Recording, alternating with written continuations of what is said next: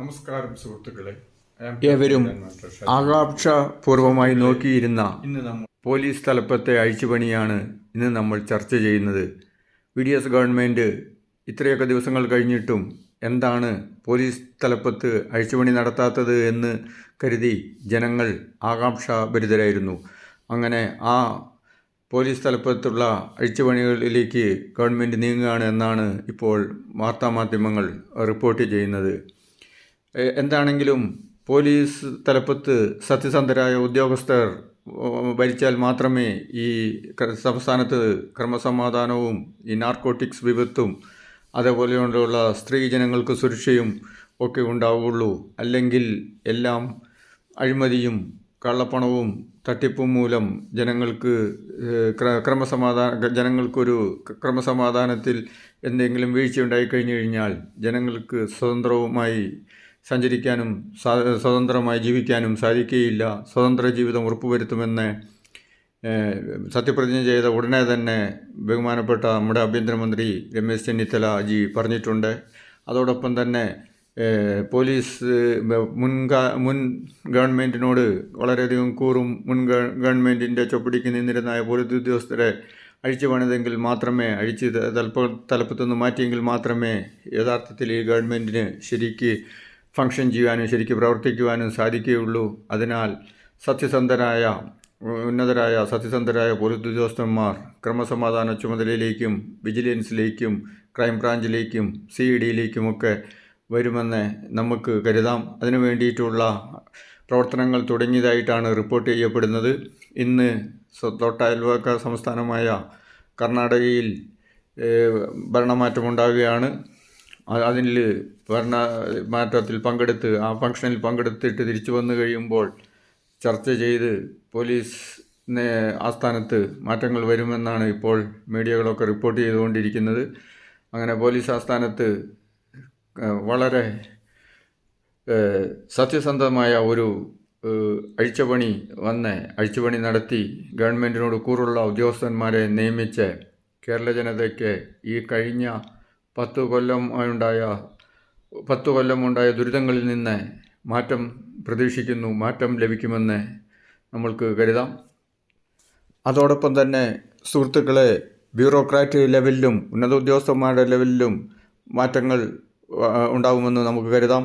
അഴിച്ചുപണി നടത്തിയില്ലെങ്കിൽ പഴയ ഗവൺമെൻറ്റിനോട് കൂറുള്ള ഉദ്യോഗസ്ഥന്മാർ ആ ഗവൺമെൻറ്റിന് വേണ്ടി ചായ്വിൽ പ്രവർത്തിക്കുമ്പോൾ അത് സുതാര്യമായ പുതിയ VDS ഗവൺമെൻറ്റിൻ്റെ ഭരണത്തിന് വിഘാതമാവും. അതിനാൽ ഉന്നത ബ്യൂറോക്രാറ്റുകളെയും തൽസ്ഥാനത്ത് നിന്ന് മാറ്റിക്കൊണ്ട് സത്യസന്ധരായ ബ്യൂറോക്രാറ്റുകളെ തൽസ്ഥിതിയിൽ നിയമിച്ചുകൊണ്ട് ജനങ്ങളുടെ ക്ഷേമത്തിന് വേണ്ടിയിട്ടും തികച്ചും സുതാര്യമായ സത്യസന്ധമായ ഒരു ഭരണം കാഴ്ചവെച്ച് പോയ 10 വർഷത്തിൻ്റെ കെടുതികളിൽ നിന്ന് കേരള ജനതയ്ക്ക് മോചനം കൊടുക്കുമെന്ന് നമുക്ക് കരുതാം.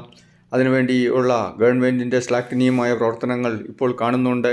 എത്രയും പെട്ടെന്ന് പോലീസിനെ ഉടച്ചു വാർത്തുകൊണ്ട് സത്യസന്ധരായ ഉദ്യോഗസ്ഥന്മാരെ പോസ്റ്റുകളിൽ നിയമിച്ചുകൊണ്ട് ജനങ്ങൾക്ക് നീതി നിർവഹണവും നീതിന്യായ വ്യവസ്ഥയിൽ വിശ്വാസവും പോലീസ് ഭരണത്തിൽ വിശ്വാസവും ഗവൺമെൻറ്റിൽ വിശ്വാസവും ഉണ്ടാക്കി കൊടുക്കുമെന്ന് ആണ് നമ്മുടെ മന്ത്രിമാരെല്ലാവരും തന്നെ പ്രഖ്യാപിച്ചിട്ടുള്ളത്.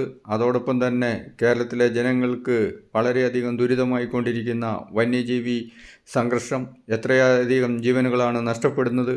അതോടൊപ്പം തന്നെ സത്വരമായ പരിഹാരം, തെരുവ് നായ്ക്കളുടെ പ്രശ്നം കുട്ടികൾക്കും സ്ത്രീകൾക്കും അശരണരായവർക്കും അല്ലാത്ത എല്ലാവർക്കും തന്നെ ബുദ്ധിമുട്ടായി പൊതു ജീവിതത്തിന് ഏറ്റവും ദുരിതമായിരിക്കുന്ന ഈ സ്ട്രീറ്റ്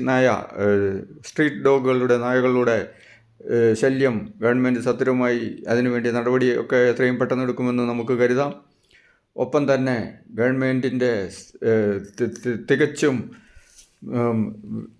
വ്യത്യസ്തമായ ഒരു സൽഭരണത്തിന് ഊന്നലേക്കൊണ്ട് എല്ലാ മേഖലകളിലും അഴിച്ചുപണി നടത്തിക്കൊണ്ട് ഉദ്യോഗസ്ഥ വൃന്ദങ്ങളെ റീഷഫിൾ ചെയ്തുകൊണ്ട് നല്ലതായ ഉദ്യോഗസ്ഥന്മാരെയും കൊണ്ട് അതോടൊപ്പം ലക്ഷക്കണക്കിന് ബാക്ക്ഡോർ പിൻവാതിൽ നിയമനത്തിൽ കൂടെ വന്ന് തട്ടിപ്പ് നടത്തി സുതാര്യമല്ലാതെ സംസ്ഥാനത്തിൻ്റെ ഖജനാവ് മുടിക്കുന്ന എല്ലാ തട്ടിപ്പുകാരെയും പുറത്താക്കിക്കൊണ്ട് അർഹതപ്പെട്ടവർക്ക് ആ സ്ഥാനത്ത് അവരെ നിയമിക്കുമെന്ന് ഒക്കെ ഗവൺമെൻറ് പറഞ്ഞിട്ടുണ്ട്. അതൊക്കെ നടപ്പിലാക്കുമെന്ന് നമുക്ക് കരുതാം.